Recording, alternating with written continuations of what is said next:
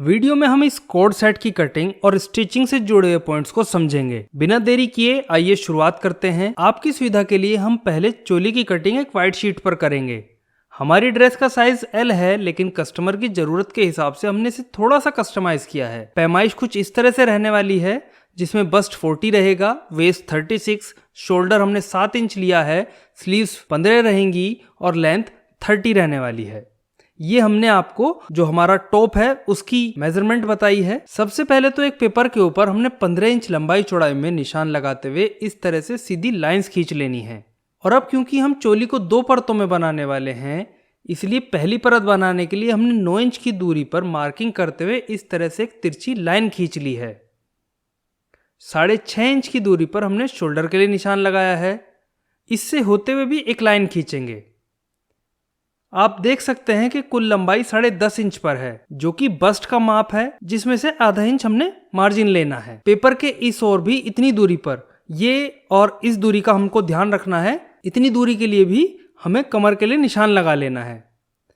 अब जो 3 इंच की दूरी पर हम निशान लगा रहे हैं, ये शोल्डर स्ट्रिप की चौड़ाई है, जो कि ऊपर से थोड़ी सी पतली और नीचे की तरफ फैलती हुई निकाली जाती है।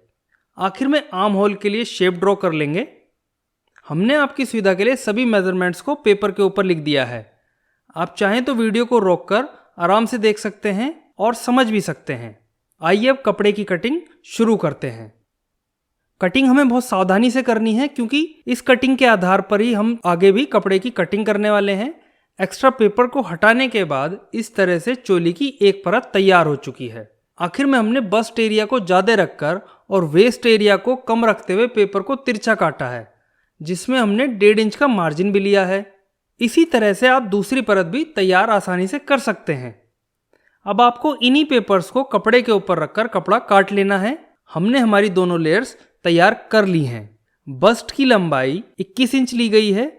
इसमें दोनों तरफ 1-1 इंच मार्जिन अंदर की तरफ दबाया जाएगा, जिससे कि हमारी रेडी बस्ट 40 इंच हमें मिल जाएगी। तो वहीं वेस्ट 18.5 इंच ली है। इसमें से आधा इंच मार्जिन लेंगे तो रेडी वेस्ट 36 मिल जाएगी। अब चोली की एक परत को दूसरे कपड़े के ऊपर रखकर बैक साइड के लिए कटिंग करेंगे। जो हमारा बैक गला है वो हमने 2 इंच गहरा लिया है। मार्किंग करने के बाद एक्स्ट्रा कपड़े को हटा लेना है। अब हम जो करने वाले हैं उससे हमें टॉप की फ्रिल मिल जाएगी। जो हमारा टॉप रहेगा उसकी हम फ्रिल बनाने वाले हैं। इसके लिए हमने कपड़े को 4 लेयर्स में लिया है। 4 परत में हमने कपड़े को लिया है।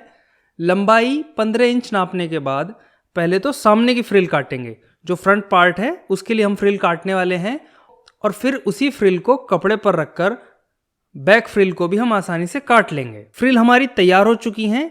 आइए अब स्लीव्स की कटिंग करते हैं। अब क्योंकि हमने लंबाई आपको पहले ही बता दी थी कि 15 इंच रखी है, और जबकि मोरी 6.5 इंच ली है, जिसमें से आधा इंच हम मार्जिन भी लेंगे।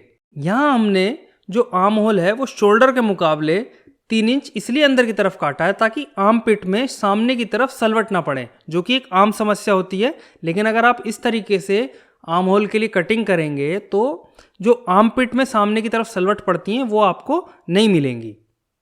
अब ये जितने भी निशान हैं इन सभी को आपस में मिला लेंगे और फिर कपड़े को काट लेंगे।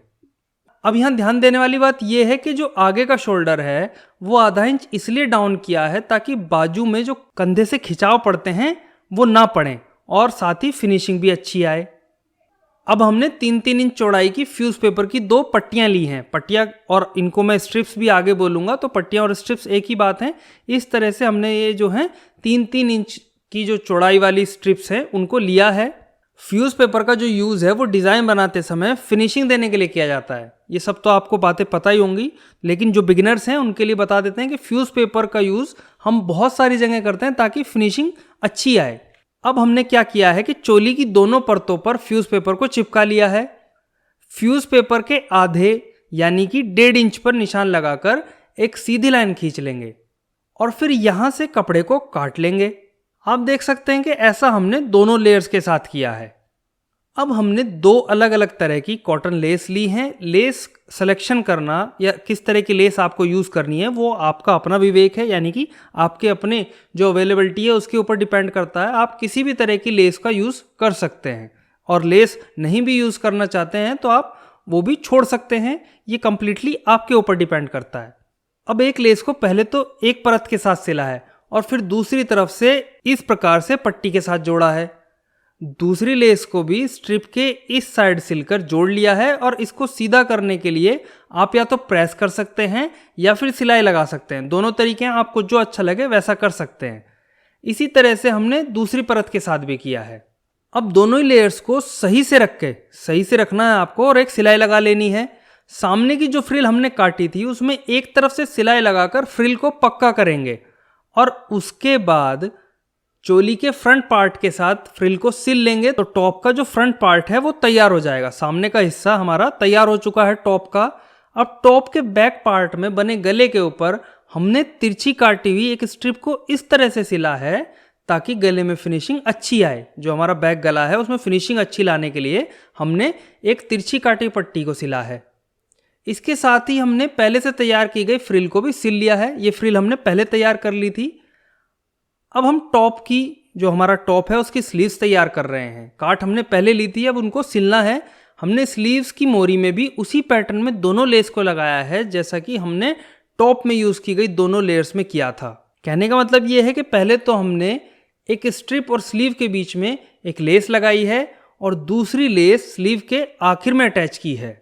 आइए अब टॉप की आगे और पीछे वाली परतों को सिलते हैं, वो भी अंडरग्राउंड शोल्डर्स बनाते हुए। अंडरग्राउंड शोल्डर्स बनते कैसे हैं इसके बारे में हमने एक डेडिकेटेड वीडियो बनाई हुई है, लिंक आपको उसका डिस्क्रिप्शन में मिल जाएगा।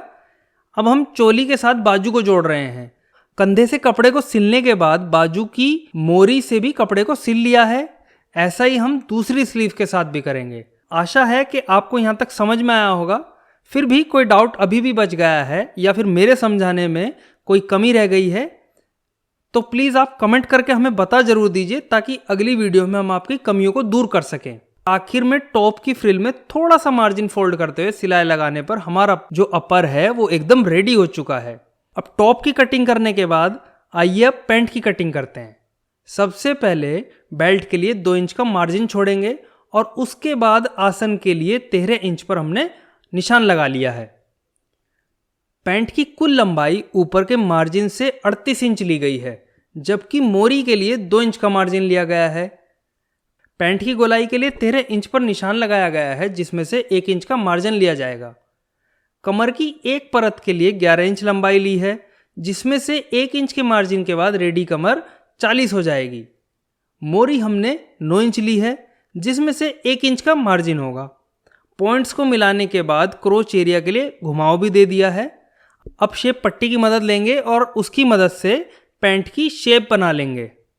देखिए, पैंट की कटिंग भले ही टफ दिखती हो, लेकिन अगर आप रेगुलर प्रैक्टिस करेंगे तो आप किसी भी साइज और शेप की पैंट बनाने में माहिर हो जाएंगे। सारा जो खेल है वो केवल और केवल प्रैक्टिस का है। अब पैंट की जो पिछली परत है उसकी कटिंग करते हैं। पिछली लेयर सामने वाली लेयर से हमेशा ज़्यादा ली जाती है और ऐसा करने से पैंट में खिंचाव नहीं बनता। जो नॉर्मली अगर आप सिमिलर लेंगे, यानी कि जितना आपने आगे लिया है उतना ही पीछे भी, उतना ही साइज़ का अगर कपड़ा आप पीछे भी लेते हैं तो उसमें खिंचाव बनने की समस्या आती है। लेकिन अगर आप थोड़ा सा एक्स्ट्रा लेंगे कपड़ा पिछले वाला तो ऐसे में पैंट में खिंचाव नहीं बनेगा। यहाँ हमने 1.5 इंच बढ़ता हुआ कपड़ा लिया है। आइए अब पैंट की सिलाई करते हैं। सबसे पहले क्रोच एरिया पर सिलाई लगाएंगे। अब क्योंकि हम इसमें पॉकेट भी लगा रहे हैं तो हमने यहाँ पर पॉकेट लगाना शुरू किया है। वैसे इसके लिए भी हमने एक डेडिकेटेड वीडियो बनाई हुई है, जिसका लिंक भी आपको डिस्क्रिप्शन में मिल जाएगा। बेल्ट लगाने के लिए इलास्टिक को सिलने के बाद बेल्ट को कपड़े में रखकर सिलाई लगाएंगे। इससे रिलेटेड वीडियो का लिंक भी आपको डिस्क्रिप्शन में मिल जाएगा। पहले हमने अंदर की तरफ सिलाई लगाई है और फिर बाहर की तरफ से सिलाई लगा लेनी है। अब पैंट की मोरी के मार्जिन को 2 बार मोड़ेंगे और सिलाई लगा लेंगे। इसी तरह से हम दूसरे मोरी के साथ भी करेंगे और ऐसा करने के बाद कपड़े को फोल्ड करते हुए दोनों ही पार्ट्स के ऊपर सिलाई लगाने पर हमारी पैंट्स तैयार है। और अगर आपको वीडियो पसंद आई है तो वीडियो को लाइक और इसी तरह की और वीडियोस देखने के लिए आप चैनल को सब्सक्राइब करना प्लीज़ मत भूलना।